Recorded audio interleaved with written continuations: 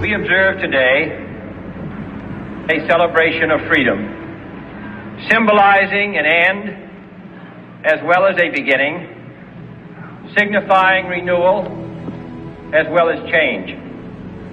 For I have sworn before you and Almighty God the same solemn oath our forebears prescribed nearly a century and 3/4 ago. The world is very different now, for man holds in his mortal hands the power to abolish all forms of human poverty and all forms of human life. And yet the same revolutionary beliefs for which our forebears fought are still at issue around the globe. The belief that the rights of man come not from the generosity of the state, but from the hand of God. We dare not forget today that we are the heirs of that first revolution.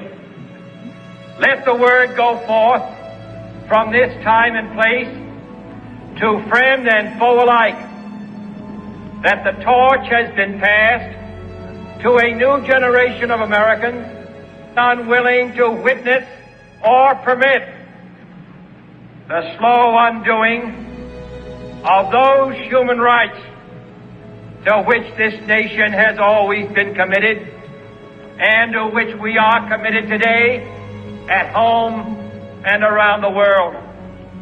We shall pay any price, bear any burden, meet any hardship, support any friend, oppose any foe to assure the survival and the success of liberty. This much we pledge and more. Divided there is little we can do, for we dare not meet a powerful challenge at odds and split asunder. We pledge our word that one form of colonial control shall not have passed away merely to be replaced by a far more iron tyranny. In the past, those who foolishly sought power by riding the back of the tiger ended up inside. To those people struggling to break the bonds of mass misery, we pledge our best efforts to help them help themselves, because it is right. If a free society cannot help the many who are poor, it cannot save the few who are rich. We offer a special pledge to convert our good words into good deeds, in a new alliance to assist free men and free governments in casting off the chains of poverty. But this peaceful revolution of hope cannot become the prey of hostile powers. Let all our neighbors know that we shall join with them to oppose aggression or subversion, and let every other power know that this hemisphere intends to remain the master of its own house. To those who would make themselves our adversary, we offer not a pledge, but a request that both sides begin anew the quest for peace. Before the dark powers of destruction, unleashed by science, engulf all humanity in planned or accidental self-destruction. So let us begin anew, remembering on both sides that civility is not a sign of weakness, and sincerity is always subject to proof. Let us never negotiate out of fear, but let us never fear to negotiate. Let both sides explore what problems unite us, instead of belaboring those problems which divide us. Let both sides, for the first time, formulate serious and precise proposals. Let both sides unite to heed, in all corners of the earth, the command of Isaiah to undo the heavy burdens and let the oppressed go free.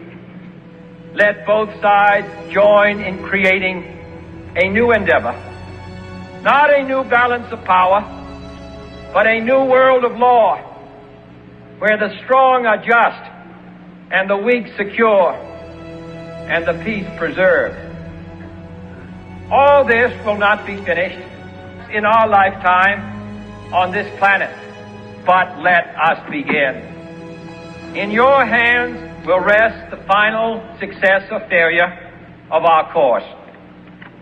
Now the trumpet summons us again, not as a call to bear arms, though arms we need, not as a call to battle, though in battle we are, but a call to bear the burden of a long twilight struggle, year in and year out, rejoicing in hope, patient in tribulation, a struggle against the common enemies of man, tyranny, poverty, disease, and war itself. Can we forge against these enemies a grand and global alliance, north and south, east and west, that can assure a more fruitful life for all mankind? Will you join in that historic effort? In the long history of the world, only a few generations have been granted the role of defending freedom in its hour of maximum danger. I do not shrink from this responsibility. I welcome it. I do not believe that any of us would exchange places with any other people or any other generation. The energy, the faith, the devotion which we bring to this endeavor will light our country and all who serve it. And the glow from that fire can truly light the world. And so, my fellow Americans, ask not what your country can do for you, ask what you can do for your country. With history the final judge of our deeds, let us go forth to lead the land we love, asking His blessing and His help, but knowing that here on earth, God's work must truly be our own.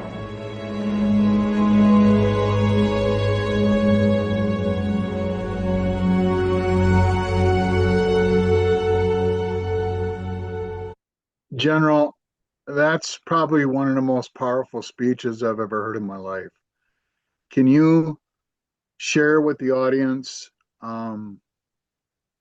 how significant that is in today's world right now?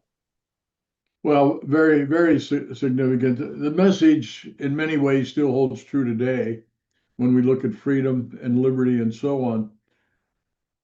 But even JFK couldn't imagine the transition between the 60s, early 60s when he was president, and here in 2025, where we've had such massive change in communication, the internet, for example, the newspapers, the global reach that we have today that we didn't have then through television and through the internet. And of course, with those changes, no one could have imagined back then. And I was in Europe at the time when President Kennedy died. I was with the 82nd Airborne in Germany at the height of the confrontation between Russia and the United States. But certainly when you look at how we've transitioned over the years, particularly since Vietnam, when a lot of the anti-government, anti-war took place in San Francisco, where I was at the time, at 6th Army headquarters. And that's when I first met President Reagan, by the way, at a prayer breakfast in Sacramento when he was the governor. And so we've seen the infiltration of all of these left-wing ideologues into our universities and colleges. I don't think even JFK would have fathomed that would happen to the degree that it has in changing and warping the minds of our young so much. So yeah, he would. The words ring true, though, with the enemies that we have within our society today, and the fact that we need a spiritual awakening in the country, as we put in our first book called America's Endgame for the 21st Century, which is really a spiritual awakening, getting back to trust, honesty, and able to communicate with each other. But there's so much cancer out there now, so we've got a real battle on our hands. And that's why it's so important to get our young people involved, as Charlie Kirk did with Turning Point USA, because that's the key to the future. Our young people, but many of them have been so warped by these left-wing ideologues in the colleges, in high school, the transgender issue, and so on. So we're in an information age right now that JFK could have never even forecast back then in the 60s. And today, it's so evil what's happened in the country by a lot of these evil people and organizations, and that's our target. We've got to destroy this evil and cancer in our country, and there has to be a plan. I'm working with General Flynn on a plan right now to come up with some solutions for President Trump on how we're going to solve some of these problems. Thank you so much. I know that, I'm from Minnesota, and I'm out here in the Dakotas right now.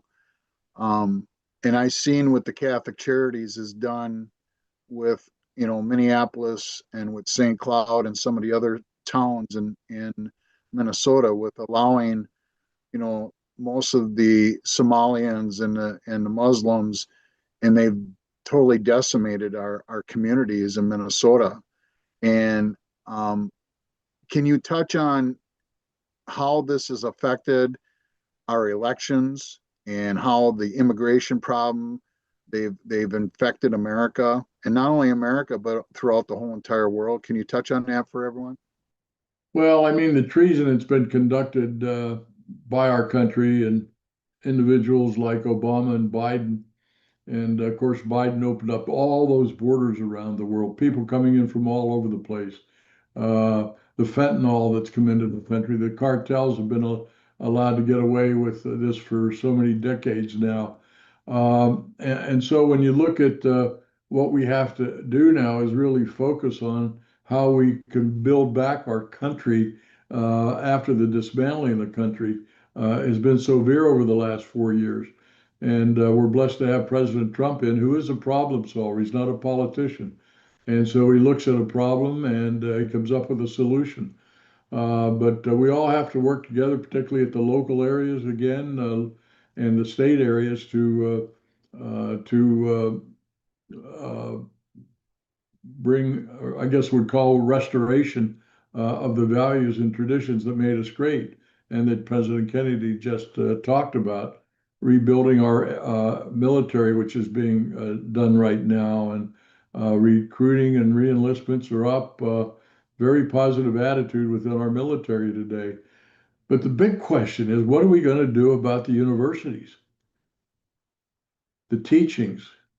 I mean, we've got to really find out how to purge that evil out of our schools because you can see what it's done for our youth and how they've wrapped their arms around this dark internet and with these gaming platforms and all the other stuff that we see that they get involved in, and like the young assassin of Charlie Trump and the dark net that he was on. A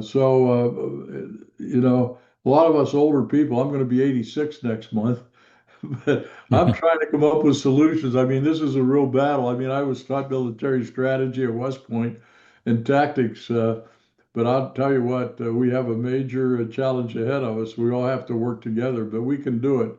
But boy, turning this country around is going to take a lot of work. Major General, you mentioned the probably most important thing is that the erosion of the fine institutions of knowledge and learning, and Charlie Kirk specifically in his mission that he did, and termed as the Turning Point. That's the name of the organization that they started, and it truly is a excuse me, I didn't have that muted. It truly is a turning point I think he saw that in his vision, and I think part of what that was is that he would be out there on campuses and saying specifically, he would say that you guys are being cheated. He was telling the students that they're stealing your money, and they're stealing your brains, and they're kidnapping your brains, and let's just have dialogue, let's just talk. He was basically that umbilical cord that would take from college student to himself in a communication level, and take all the other noise, the administrative side of the faculty, and all the learning that's going on, and he could communicate with those kids, and they've resonated with him. And when you see the numbers that have come over the past, not even a week, of the discipleship that's happened, and how he has just really, he's organically, now we're seeing the fruits of that, and we see that with Turning Points, the college, what do they call it, the chapters that they have in each, it went from 11,000 to 38,000 in 3 days. So I just, to your point, I think that turning point has happened, and it's happening now specifically. And I think unfortunately Charlie's going to do more good than past than alive. And I don't say that gravishly. I say that in the sense that his legacy and his martyrdom will be that. Yeah, He's also absolutely. It's just a tremendous impact on our society right now and our country. Yep. and he's also brought God to the forefront, Yep. bringing Yes, God yes, back, and that's Yep. the most important thing. right. Anna, you want to jump in? Yes, yeah, of course. Thank you, Cranker. And the turning point here in Brazil, I'd like to make a bridge in between both countries. And I may be wrong, but Charlie was good as a martyr. Well, we are building history. We are seeing history being portrayed. We are storytellers of this history, and he is a hero. We all need heroes.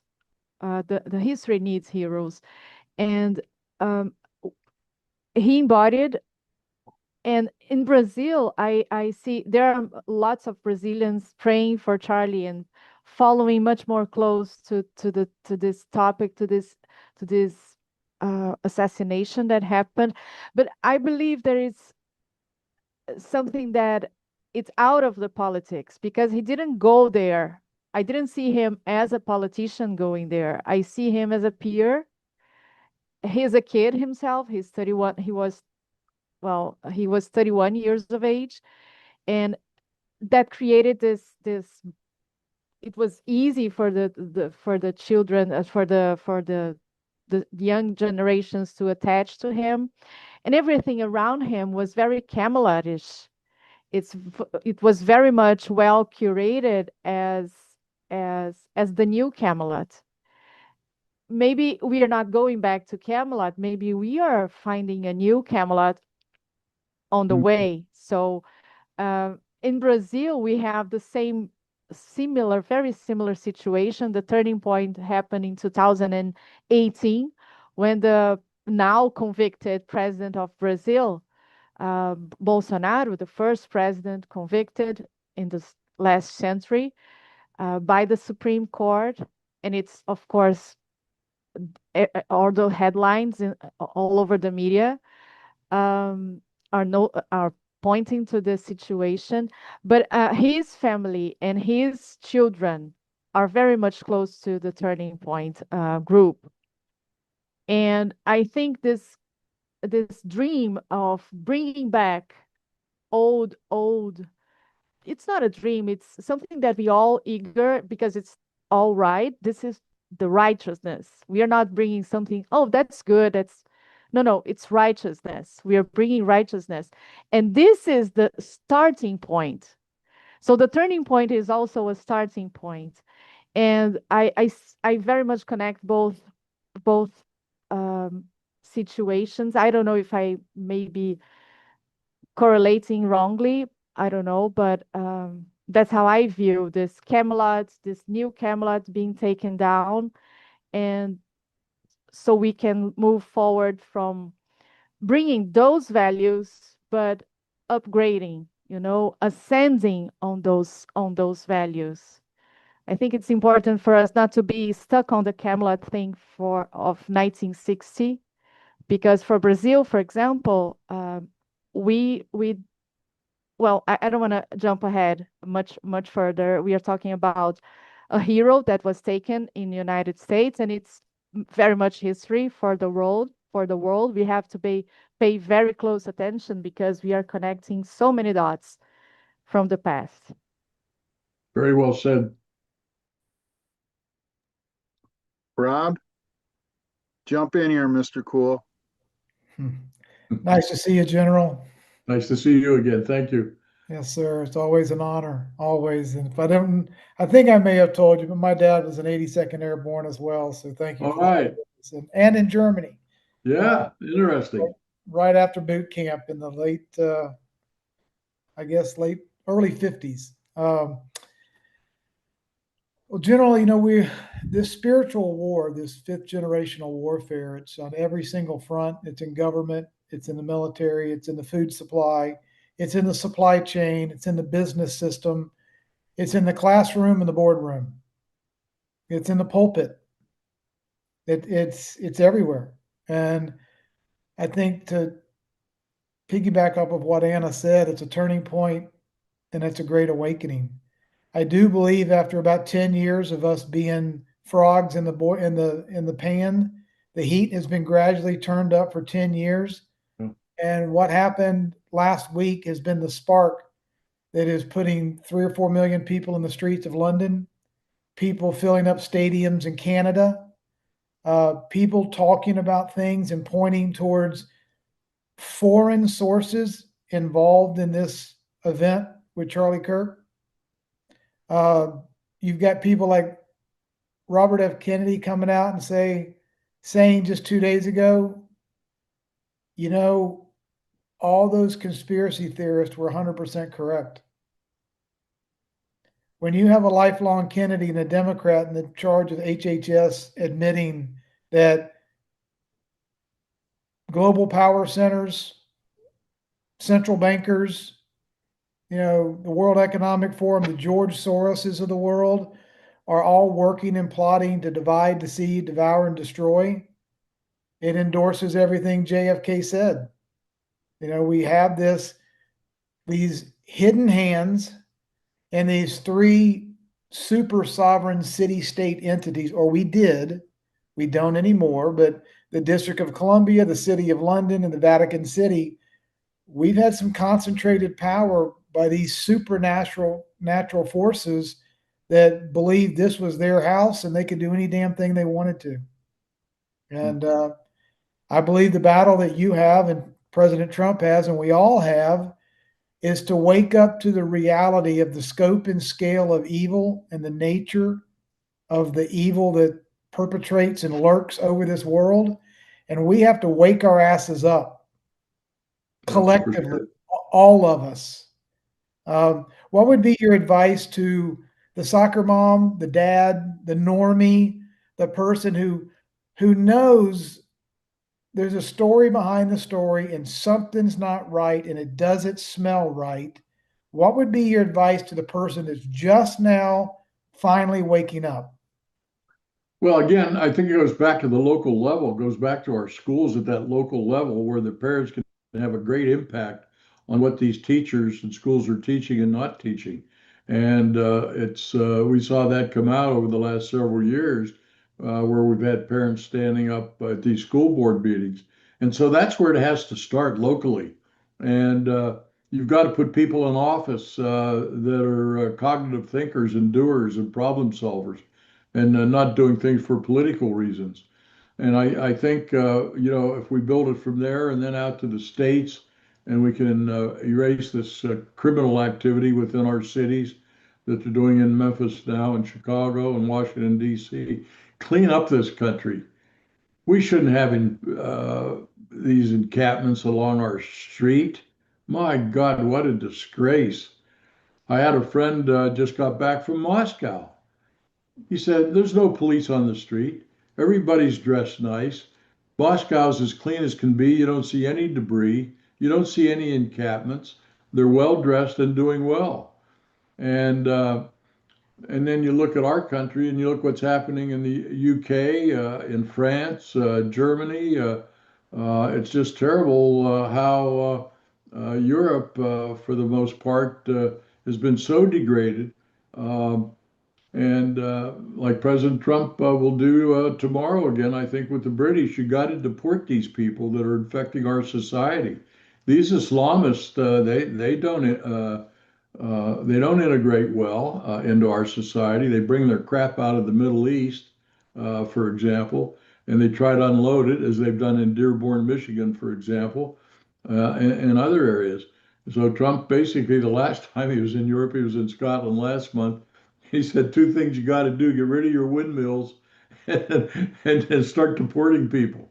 But at the local level, we see how all these illegals that have come over, and now that they're being policed up by ICE, the criminals, for the most part.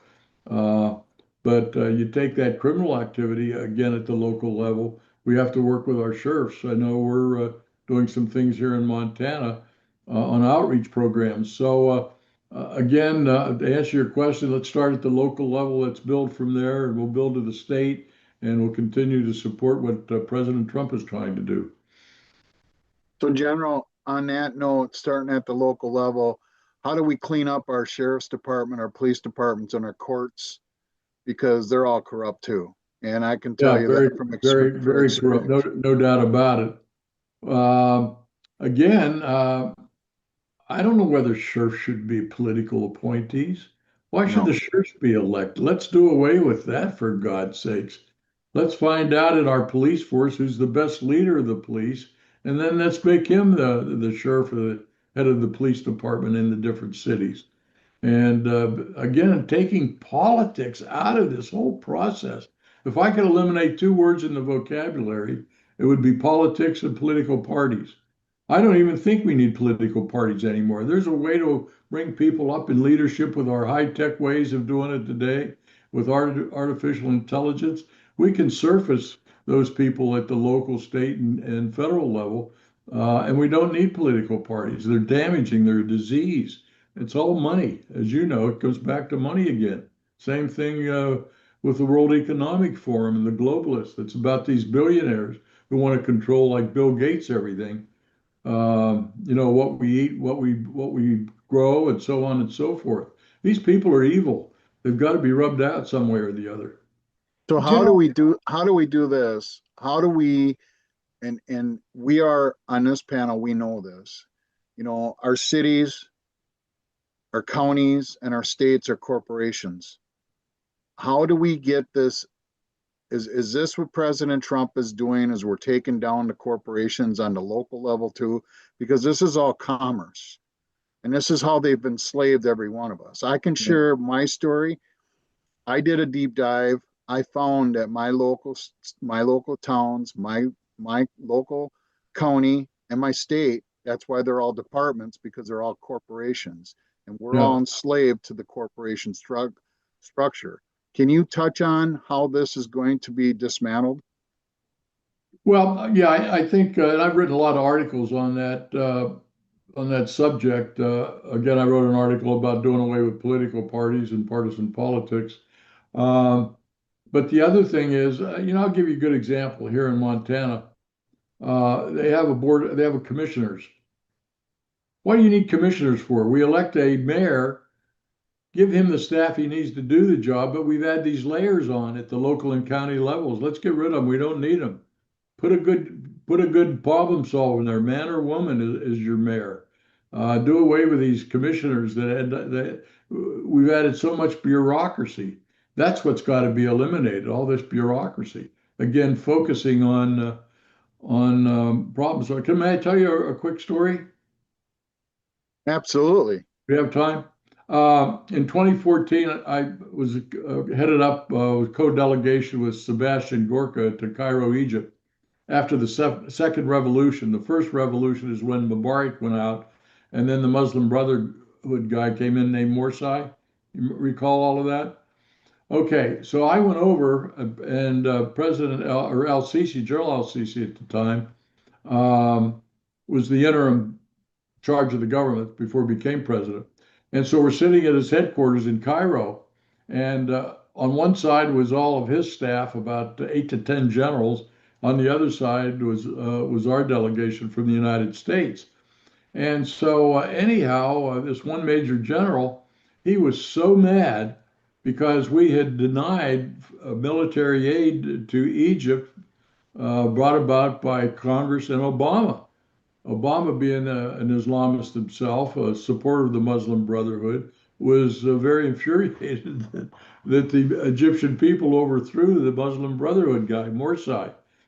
But here's what happened. So he's looking at me. I'm about 8 feet from Joel El-Sisi, and he says, "Why does America always seem to make its decisions looking through a political prism rather than a reality prism?" He said, "I have failing nations, Somalia to my south. I've got Libya to my west. I've got an economy that's totally broken. I'm responsible for the Sinai with the Israelis. I've got the Suez Canal." And so he said, "Those are the problems I have to solve. I can't solve these things politically. I've got to get the right people in." He says, "Until America starts looking through a reality prism, you're never going to make it." And that is so true today. Absolutely. I would just say it was an epiphany for me to listen to Joel El-Sisi say that. Major General, that was actually, and I'm just going to put a plug in there for you in terms of your book. That was probably was that I can't remember what name. Yeah, it was Reality Prison was the name of the book. That was just 2 years ago, wasn't it? You came Right. out with that one? Yeah. Yeah. 3 years ago, yeah. But it was on So- the epiphany. I mean, it was when something hits you like that. And then the next day, I'm out there riding a camel with Janine Pirro. She was part of our delegation. Here's Janine Pirro on this camel, beating that damn camel on the back, trying to get it to run. That damn camel, he's not going to go anywhere, whatever you do to him. He's got his own speed. That's what camels are. And she's beating this damn camel. I said, "Janine, he's not going to go any faster." But there was Janine beating that damn camel to death. I mean, it was funny.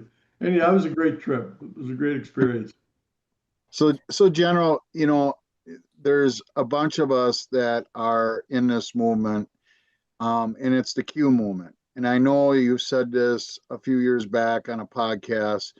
The Q movement is a real movement, and it's definitely taught us, everyone on this panel taught us enormous amounts of information that has been suppressed from us over the years. And can you touch on the Q movement? I know that I personally took General Flynn when he came on the internet, and we took the oath and to defend our country.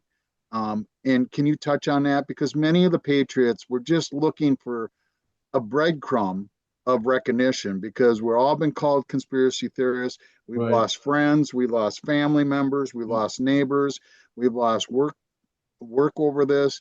Can you touch on this for everyone, please? Great question. Well, I've been accused of being Q. That I was QAnon. I was not. I don't know any of the members of Q or QAnon. I did get all their emails though, when they remember they were releasing them all out through the internet, and the only information I did get was a group of retired special forces officers and men that formed this organization that became Q. But that's all. That's all I can tell you. I was not in charge or didn't know anybody that was. Okay, thank you. Okay. Anyone else General, got a question? Yes, Yeah. yes, I do. I'm go ahead, sorry. Anna. Thank you, Rob. General, I want to ask you to build with me this bridge with Brazil, okay? Because in 1961, my grandfather was really involved on building the DC of Brazil, okay? And it was the turning point of his life, and that's what made me the possibility for me to be well educated and travel and everything that he hasn't done with my age, okay? Mhm. and he was involved in that as most Portuguese people are. He was a very hard worker, and he had an excellent quality of service, and he was invited into the to build in Brasilia. Okay, and I remember my father telling the story of my grandfather, telling that it was so distant from the reality that you just pointed out. They built a whole city based in an ISIS plan. They called it as the airplane construction, as if it was an airplane, but it's in fact ISIS, the goddess Isis, and it's so far away. And Brasilia became a fantasy island.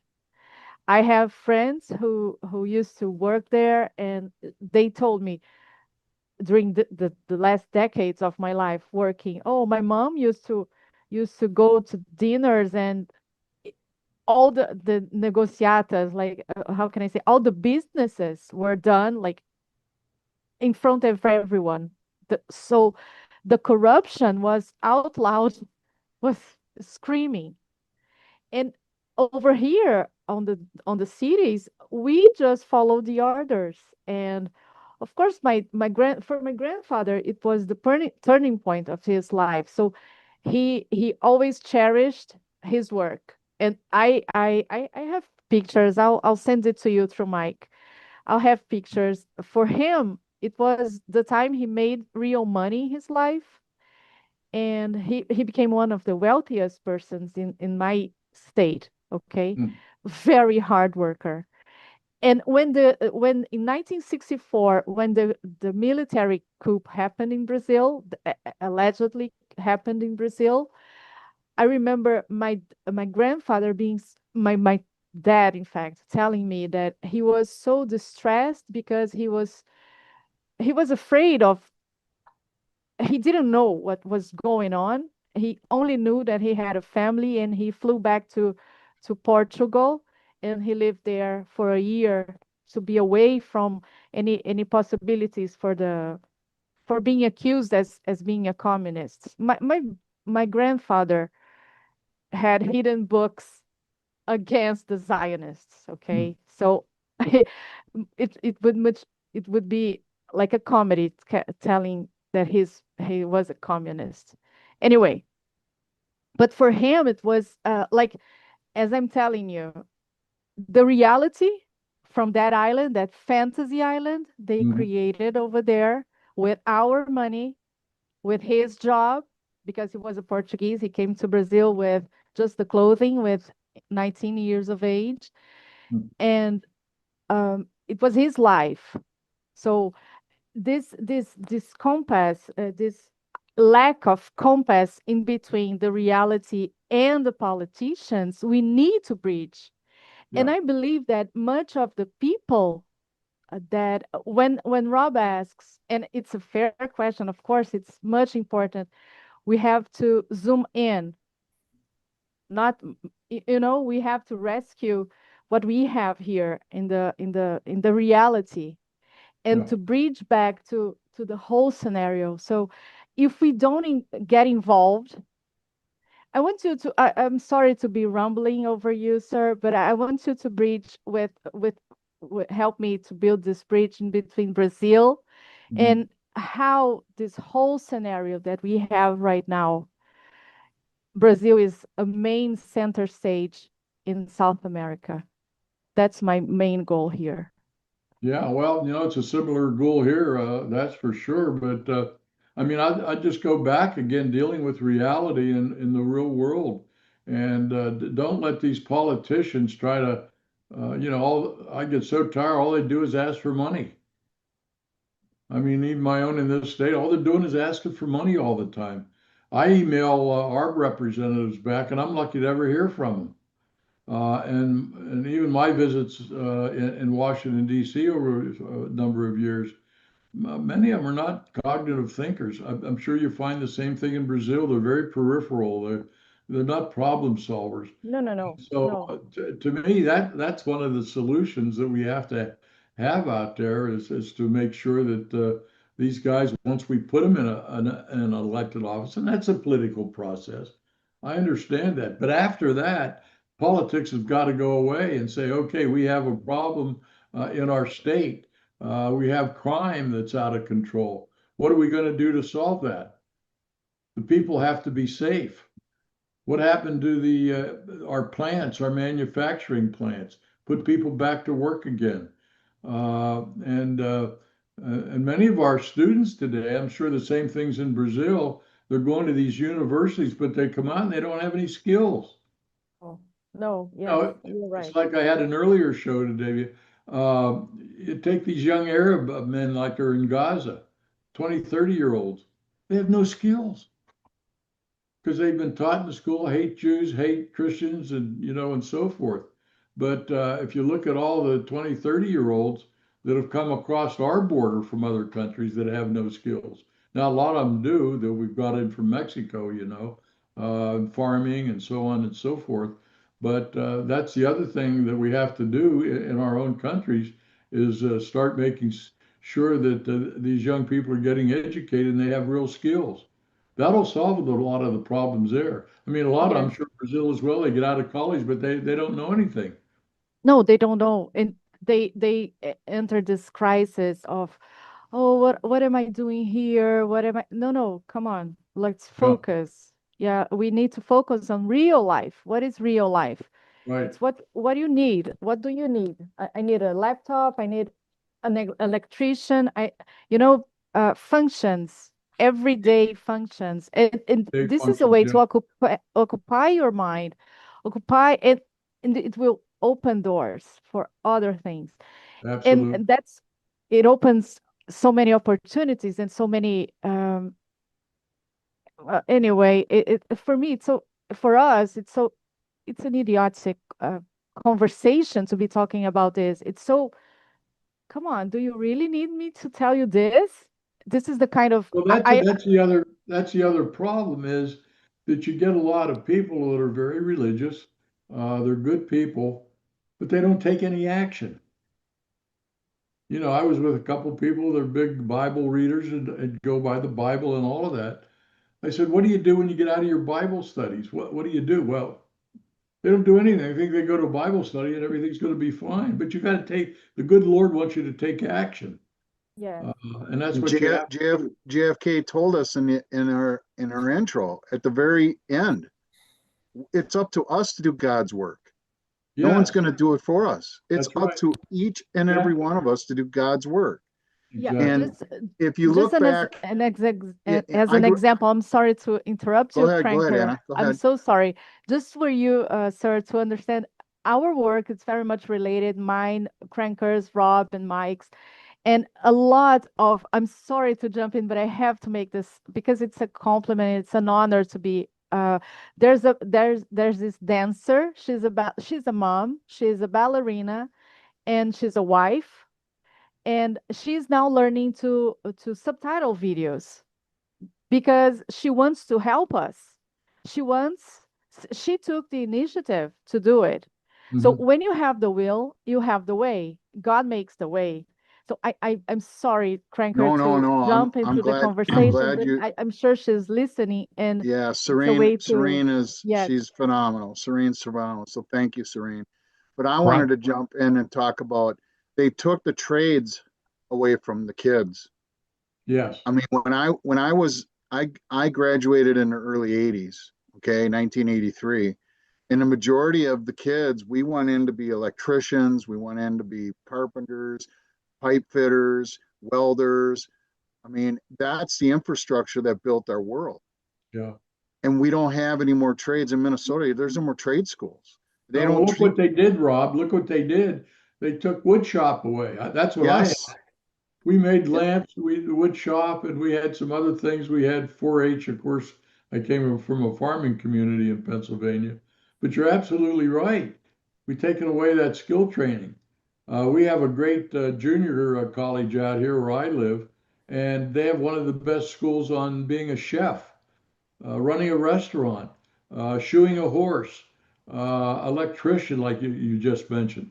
And so that's what we have to get back to and quit feeding these left wing universities $80,000, $90,000 a year for a young man and woman to go to college, and then they can't do anything. Give me a break. I'd rather have them go to a community school where they can learn a skill and develop things.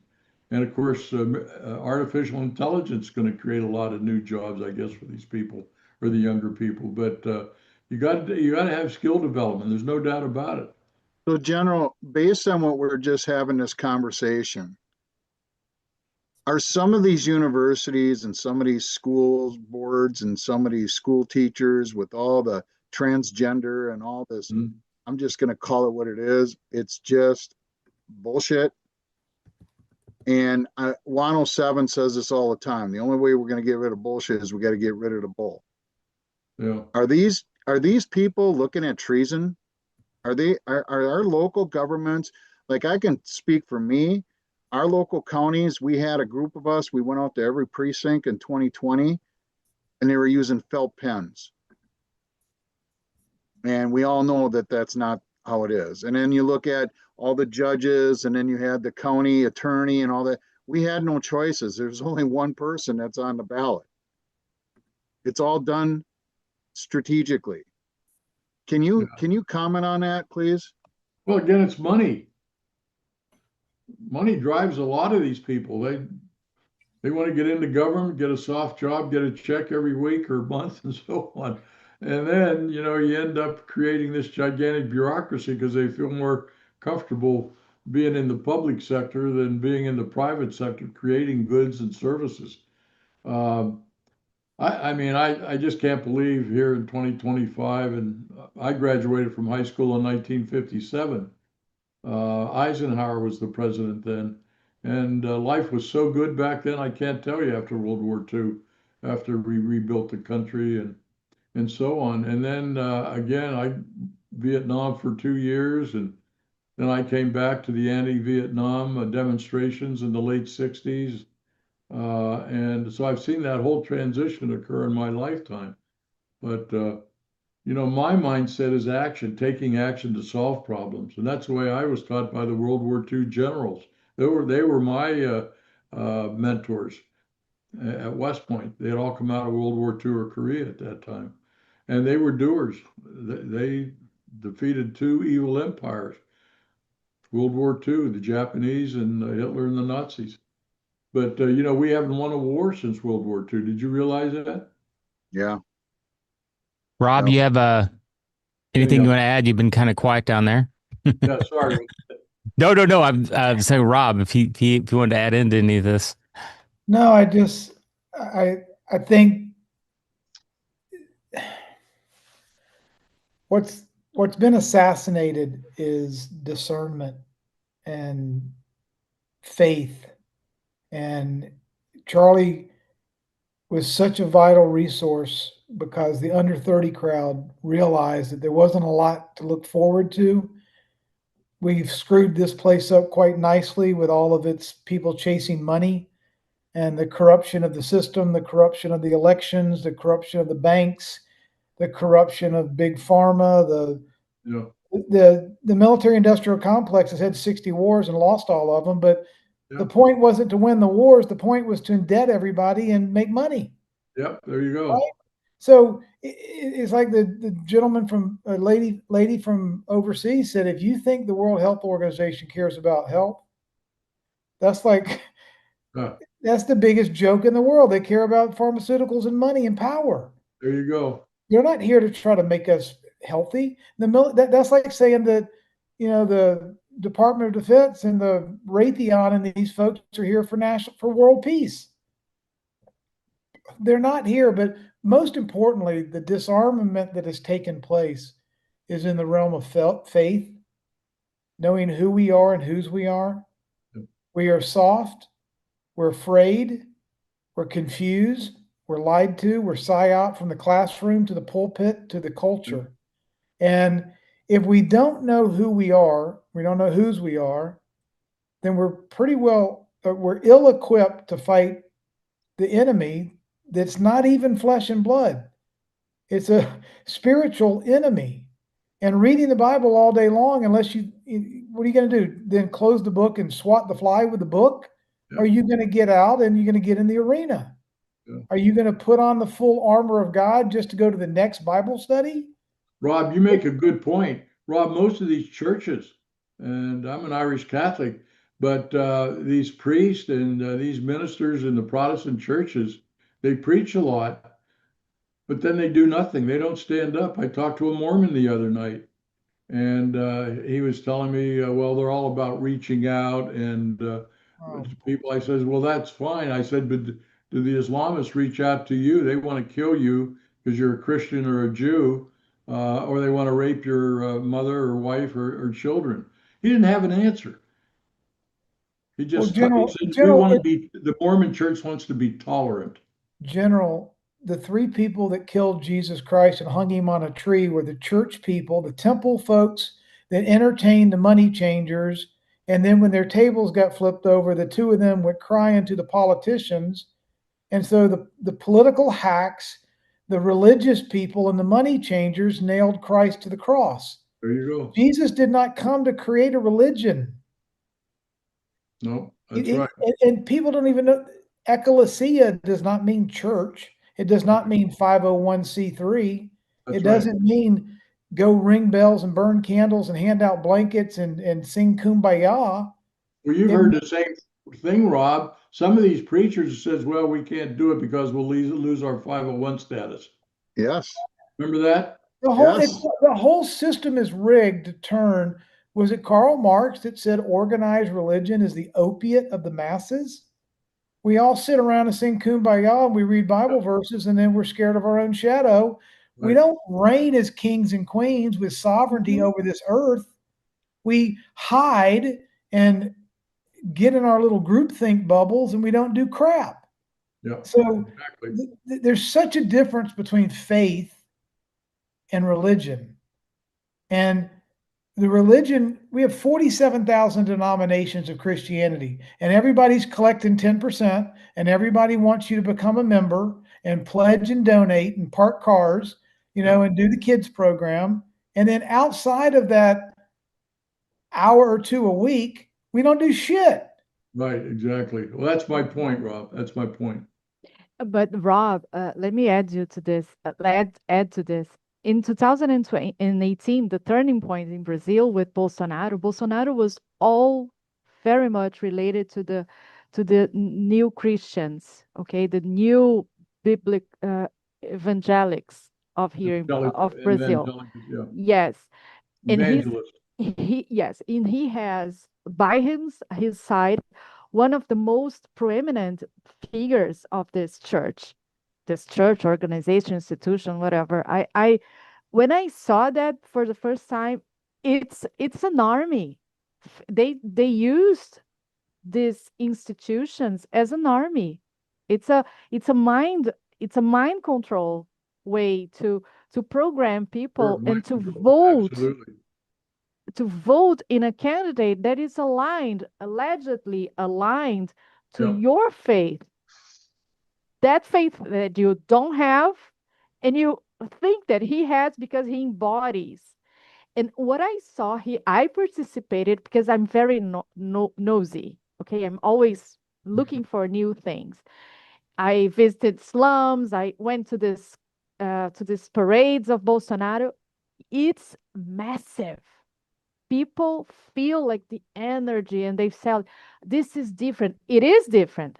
And now I understand because the whole spectrum we are talking about, the whole scenario, Mhm. okay?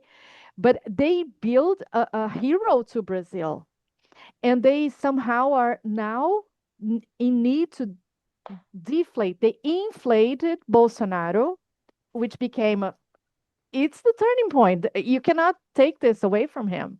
Yeah. It's the Exactly. turning point from Brazil. But now we are seeing beautifully done being disconstructed and used as a weapon to destroy the enemy. So there's no better military strategy than play your enemy to do not your enemy, but maybe as good friend to play against your enemy It's and called knowing. It's called knowing your enemy. knowing your enemy Yeah, know your enemy. Know his because we strengths and know his weaknesses. because we need these people. We have 218 million Brazilians in this country over here. I think Can you're you the imagine fifth largest economy in the world, I in the think. world? Yes, we are the Part of letter BRICS. B in BRICS, in this Yeah. Goldman Sachs agenda. Well, Yes. listen, guys, I've got to run, Mike. I've got another No, commitment here. I appreciate. General, could I ask you one last question really Sure. quick? Yeah. And this is from a dear friend of mine, and they are working on a number of things here in America. And I want to read it verbatim. And he wanted me to ask you this. Who is the current civilian authority that the military under the continuity of government in accordance to the law manual taking orders or giving briefings to order to ensure the proper lawful transfer of power back to the people? Do you know that? Well, yeah, I worked on some continuity of government programs years ago when I was on a staff of the Army. Um, I would say, it's pretty set, laid out what the chain of command is from the commander in chief down to what we call the unified commanders. The Joint Chiefs is just a staff; they're not a command structure per se. The commanding general of the Army and so on. So our structure has been laid out and adjusted since World War II, and of course has become very big bureaucratic mess as well. And Pete Hegzis is straightening that out right now, and others. But the continuity of government really is if something happens, there's a fall of our government, there's attack on the president. Where does he go? Who replaces the president? How does that whole thing work, and so on?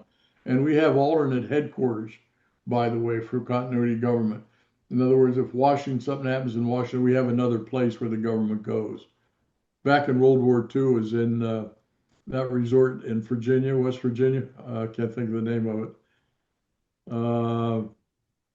It's an old resort, but that was the headquarters for the continuity of government then. Now it's someplace else in Pennsylvania. That's all I can say. So I'm not sure that answers your question, but Well, General, we can't thank you enough for your time, and we certainly cannot thank you for all the service that you've done in active duty. And we know that you are retired from active duty, but you're also very involved in this movement, this revolution to restore our country back to the republic.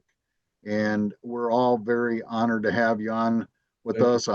I hope that you'll come back and visit with us again. Absolutely love to anytime.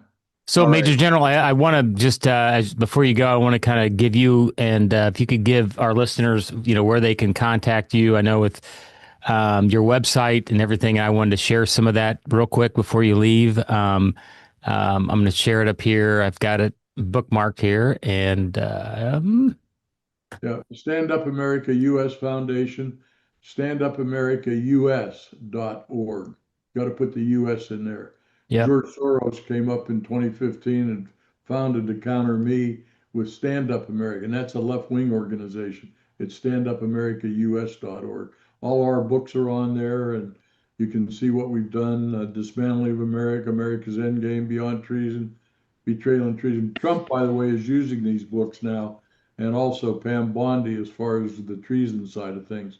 What treason is, how it's tried by a military tribunal. We go through all of that explanation. yep, So, I want to see some more people in handcuffs and go to yeah. jail for what they've done to this country. Amen, But anyhow, amen, thank you amen. all. It's been great. I wish I could spend more time. Well, No, God bless you. thank you so God much, bless you, General. General. Thank you, All right, General. thank you very Thank you, much. General. Bless Thank you, sir. everyone in Brazil. We're going to continue Okay. on here. Thank Okay. you. All Thank you, right, General. thanks, General. Okay. Take care, guys. Take care. Bye-bye. Thank you. Thank you. A pleasure. Bye All right. bye. Bye-bye. So that's He's- General Paul Vallely, and what an honor it is for us to have him on our platform. Rob, I know we're touching on faith, and we're talking about God. There's one thing that this whole event around Charlie Kirk has done, and it's awakened the faith in people. We're seeing more people praying. We're seeing more people unifying. I know personally, I've had in the last 3, 4 days, people reach out to me that now are awake, that weren't as awake. I've seen high school football games where before the games, the two teams, the two schools are meeting at half field with the coaches and the referees, and they're actually praying. This has brought God back into our earth, and it's something that the cabal has done, the Satanists have done, is they took God out of everything, including the churches that we were talking about before. Because I wanted to ask the general, and I know he's a very wanted man. A lot of these churches pushed the shot in COVID, and 81% of the people here in the United States took the shot. And I can tell you this, I was going to a church in Brainerd, Minnesota. And when this pastor told the congregation that it is our duty to take the shot to keep everyone safe, I stood up and I was in the third row, looked at him, shook my head, and I excused myself from where I was sitting and walked out. And when I walked out, there was about 25, 30 people that walked out with me behind me. And I'm wondering, if I didn't get up and walk out, how many people would have sat there through the bullshit? And these are these 501c3 churches that build these monumental churches, these big, beautiful churches. But yet the community is suffering. They still got tarps over their roof. They got people that are starving. But yet we're building these. Can you touch on that for me, Rob? Yeah, sure. Cowardice is a cancer, and courage is contagious. You saw the cowardice and the conformity and the desire for this franchise operator. I mean, I think often, unfortunately, the church model more parallels McDonald's franchises than it does what Jesus taught. You pick your religion, you feel there's a calling, you want to teach people, you maybe, you start well, you intend well.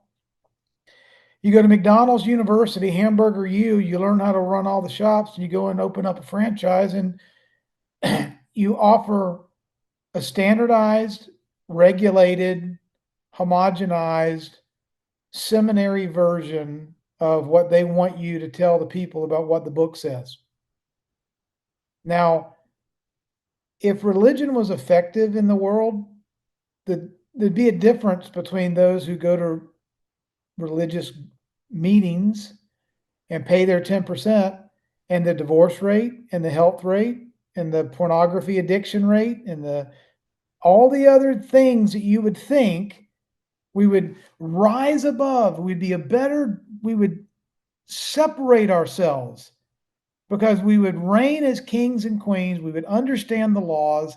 We would find ourselves in alignment with the laws and principles of the law book, and our cups would runneth over, and the fruit that came from our tree would be all the things that we were promised.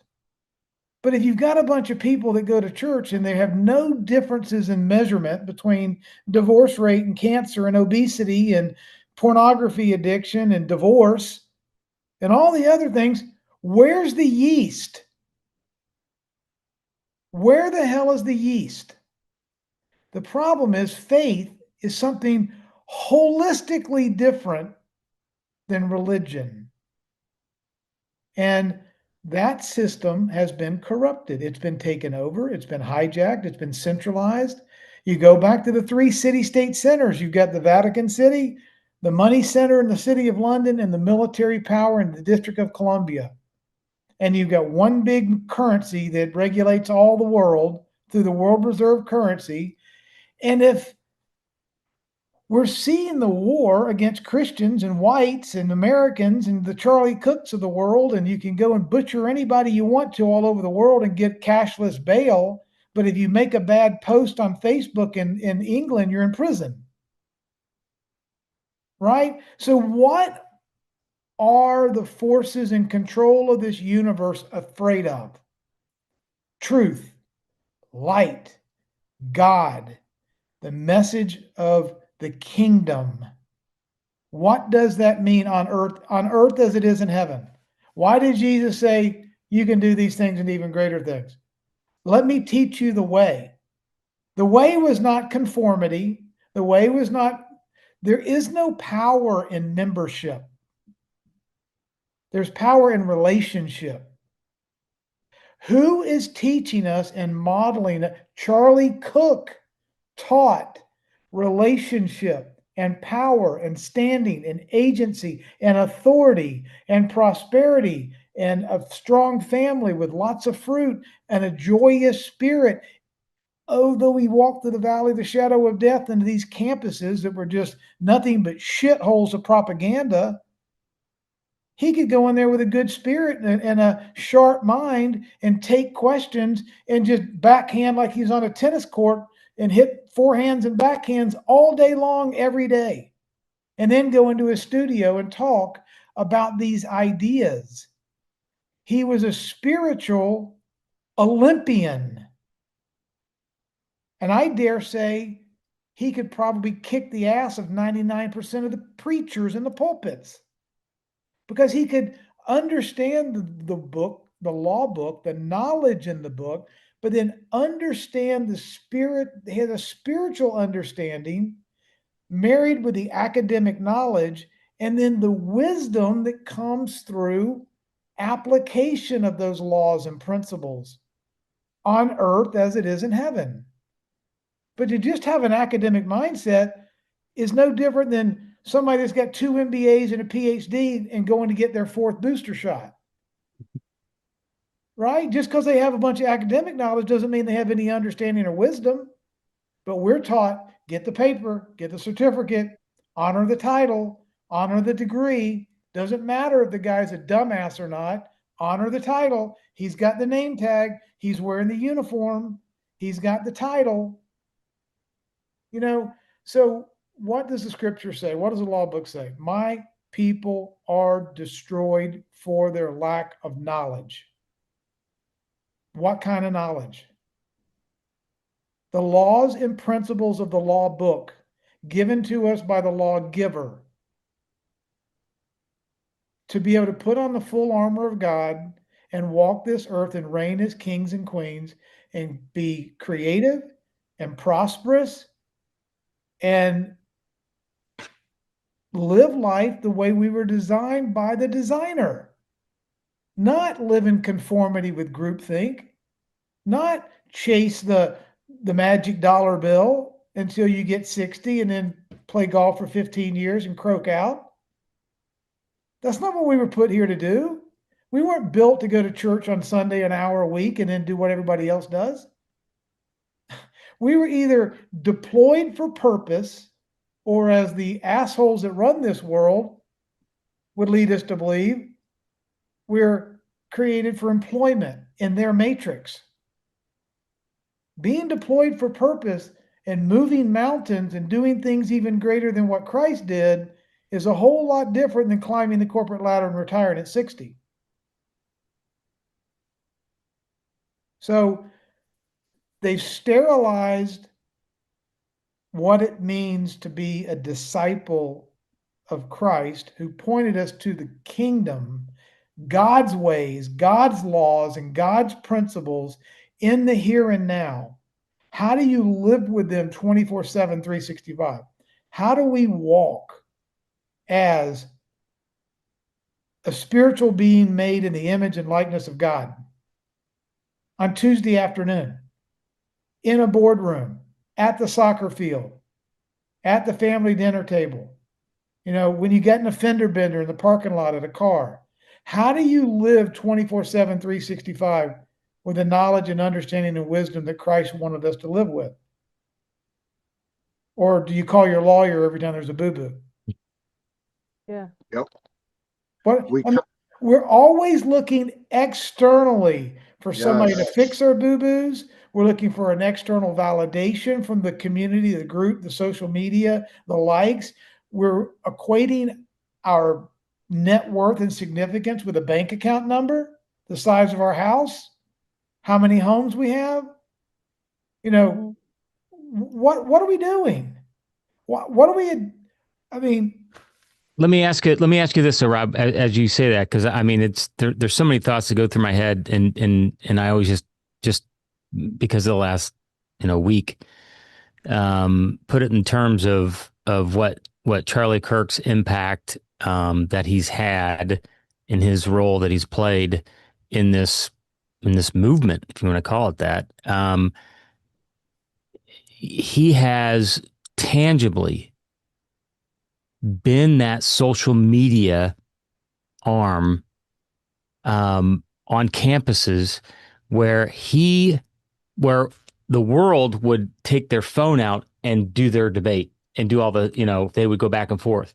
He throws that away on those campuses. When you see these kids just standing there, they got their phones, they're in their pocket, and they're watching and they're having dialogue, and they see a dialogue. They witness a dialogue. They see somebody that hates this guy, to no end, and they see his response in love, and they see an example of what relationship is. And I think that is so powerful that nobody gets to witness, because that's not filmed on ESPN on at 7 o'clock that night. That's not anything. The amount. So over this past weekend, I watched a lot of his reels and just those 3-minute things of his back and forth with kids on campus. And God bless these kids. They only know what they know, like you said, for the lack of they don't have the knowledge. They don't have that experience that the life experience that they've had is only conformed to their learning environment of the indoctrination that they've been under. And so what he's done is like, hey, let's talk. Take all that away. Let's just talk. So tell me what you know about the economics. Let me tell you. What do you know about history? And he goes, no. And then he would repeat to them, do you know about this guy, and this guy? And this PhD, 18-year-old kid is like, no. He's like, and then he just schools them. And that's the first time in their whole entire life, because their whole life has been built on this. Yeah. And they've just been doing this the whole time. And if I want to debate you, I'm going to do this. And I'm going to just put a big old emoji on that. I'm going to emoji it, and I'm going to underline the emoji, and then I'm going to circle the emoji. I'm going to send it over, and I'm going to redo it again. And that's their emotional level, and that's how they get toxic. And when Charlie said, he goes, look, and he says it so well. I can't remember how he said it, but basically, that lack of communication that's where violence happens. Violence happens because we don't communicate. And that was in every single debate that he talked about. When somebody he's like, look, we can disagree. Let's disagree. I'm here to disagree. I'm not here to fight. I'm here to disagree. And I want you to see my point, and I'll see your point, and we'll agree, and we'll high five at the end. Yeah, and adding to this, which is perfect. I just want. There's a lot of people who are seeing the scene of Charlie Kirk, and they're just not getting. They're just not getting. They're always portraying, oh, now this is all fake. This is all this. This is all that. Okay, you can have your own idea of anything. I really don't care. Like Michael Jackson, they don't really care about us, but I do. What I want to say is that the most important thing is, what is the message? It's not about my opinion. Oh, this is me, Anna. This is Rob's. And Rob said that. Anna said that. Come on, stop it. What is the main goal here? The main picture to see if it's all done, it's a scene. Okay, when you go to a movie and you watch Kevin Costner playing the bodyguard, he didn't get a shot. He was not killed. He didn't get injured. Okay, you know that. But the movie itself, it's beautiful, it's touching, and makes you think and dream, for example. Let's take this it's it's uncomparable, okay, because we are talking about a family. We are talking about a person who is making such a huge discussion bring to the table. But we need to remember, guys, in the end of the day, I'm just Anna. I'm just Mike, I'm just Anna, and I'm here to learn and to do my best with what I have, and not to be debating this is was fake and not. This is disrespectful. This is very much inappropriate to be talking about. Oh, they are doing mind control on you because you're. We are talking about Charlie Kirk. No, no, we are respecting the history, which is going on the eons of time. And my name is not going to be there, but his name will be there because of everything that it's moving, because of his action. And that comes to what we are talking. Faith is action. It's a verb. You don't just have faith. You are Yes. faith. And Faith, Anna, faith, it the goes back. action, Hold the on, Rob. action that you take proves that you have Mhm. legitimate faith. Yep. Because if you have Yes. legitimate faith and you know the laws, then you will act on them. Right. And it goes back, everything we're talking about right now goes back to our intro, what JFK told us in that speech. Everything we're talking about right now is everything is in that speech that we played in the first 8 minutes of this podcast. And that's why I chose that intro. It's so powerful. When I first and I want to thank Patty for sending it to me. When I first got that, and I literally had tears in my eyes because we've gotten lazy in this country and all the countries, and we've allowed the government to tell us what type of ply toilet paper that we can and cannot use. And this is the bullshit that's got to come to an end. And we need to stand up against our local government officials and say, you work for us. The sheriffs, you work for us. The police, you work for us. The courts, you work for us. And this is where we got to take our power back. And yes, I'm very emotional about it because I've done the front line. And if we all would stand up, this matrix would crumble like an overcooked cookie. And we just need to awaken the people so that we take our power back.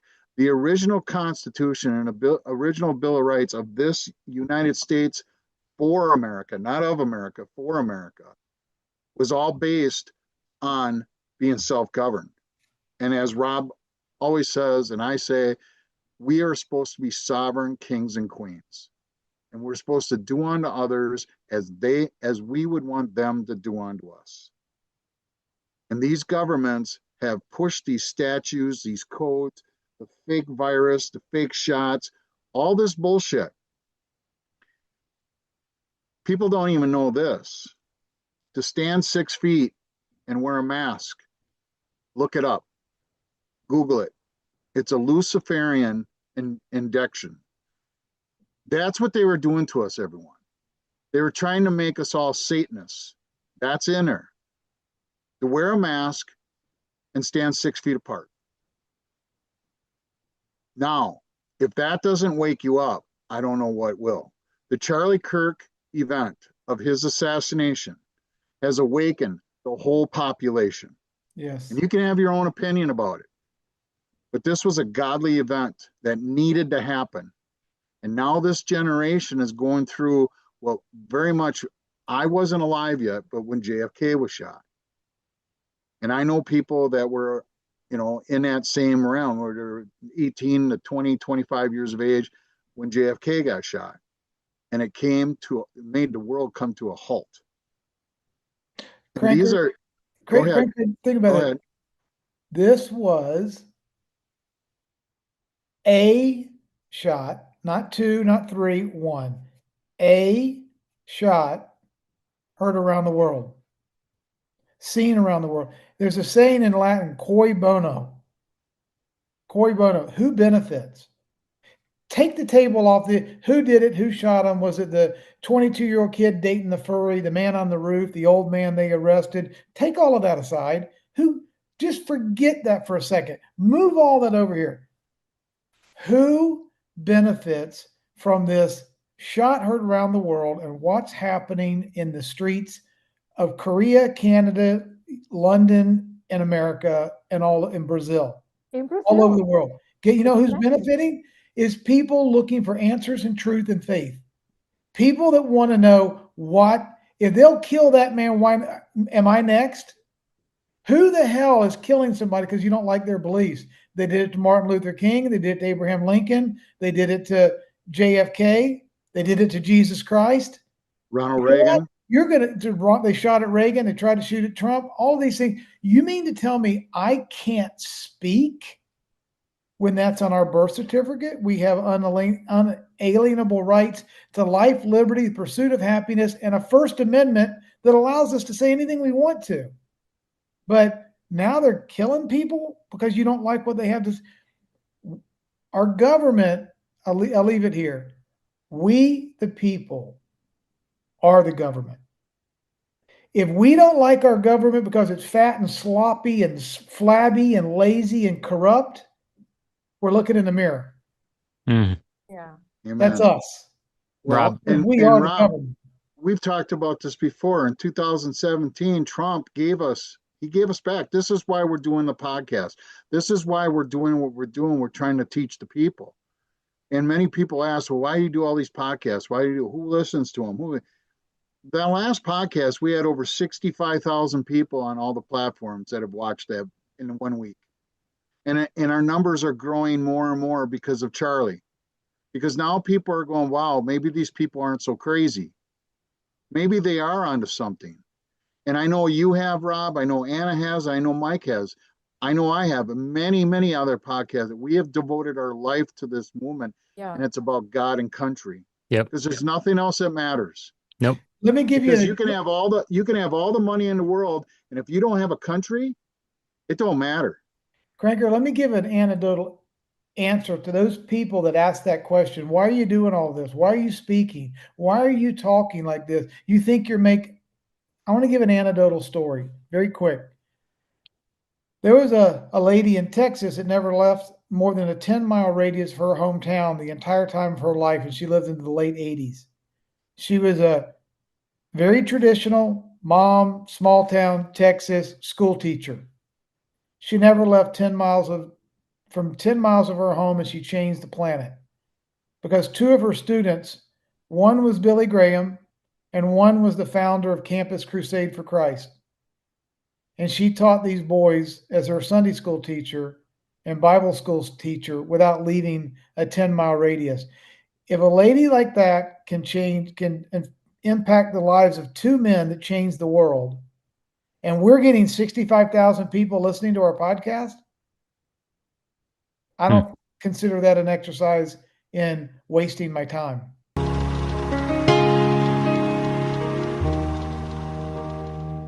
My name is James McCrank.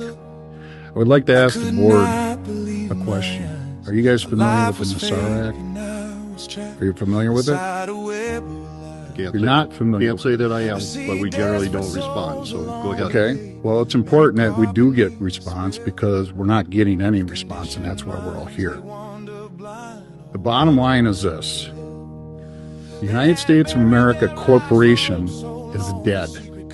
Trump killed it 3 years ago. That flag doesn't represent us. That gold fringe around that flag is a signature of the corporation. And the reason that the media is not reporting it, the reason you guys aren't showing up, our sheriff isn't showing up, are you guys part of the corporation or are you part of America? Because everyone here is standing up for our rights. What legacy are you guys going to leave behind for your grandchildren and your kids? And I'm surprised that there ain't thousands of people here tonight. Either we got to do the right thing here, audit these elections, or the military is going to come in and do it. And if they do it, people are going to jail.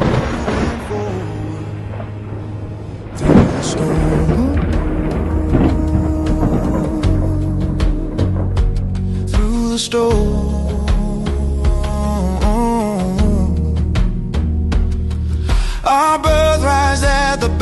stole, they engineered each crash.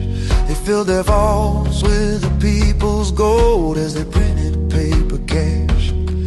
A casino called the stock exchange, where the gambling begins. An investment tool to tempt the fool, where the dealer always wins. In this corporate world of government, where nothing's what it seems, your pathway set with every step to a grave of broken dreams. Unlearning everything we knew is a painful place to dwell, as a wizard sits controlling you behind his hidden veil. A global world agenda set by the deep and darkest state. They're puppets dancing on a string to divide the world with hate. The American dream and our flag of hope, they never let us be. We will serve each other under God in the land of the brave and free. We all saw our world collapsing. The next thing that's gotta fall are these failed, corrupt institutions. And when God Almighty sits and takes that judgment seat, it's over. So do what you can to improve the terrain until there is freedom. We are the people, we are sovereign, moving forward through the storm.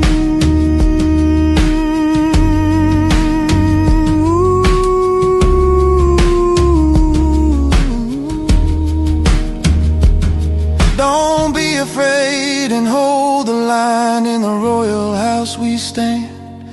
Like McKinley, Lincoln, Kennedy, we were told to trust the plan. The grandmasters playing 5D chess, they all know the art of war. Real generals on this battlefield led the Anons through the door. Information is the biggest threat in our search to find the proof. Such patriots we won't forget, who all dared to share the truth. We once stood alone against the beast, but united we will fall.